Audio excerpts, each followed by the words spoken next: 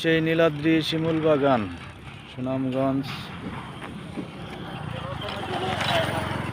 প্রিয় বন্ধুরা, এইখানে আসতে পারেন দেখার জন্য। অনেক সুন্দর জায়গা এইখানে। এই যে উপরে যে পাহাড়টা, ওইটা হলো ইন্ডিয়ার মেঘালয় রাজ্য।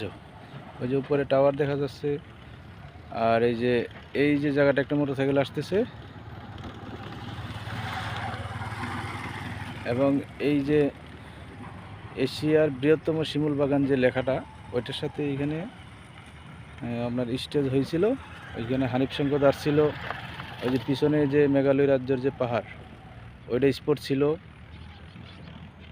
এখানে ইত্যাদি হয়েছিল। এখানে প্রচুর মানুষ আসছিল 2018 সালে।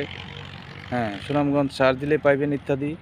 আর যারা যারা নীলাদ্রি দেখার খুব ইচ্ছা, ভালোবাসেন, তারা অবশ্যই আসতে পারেন।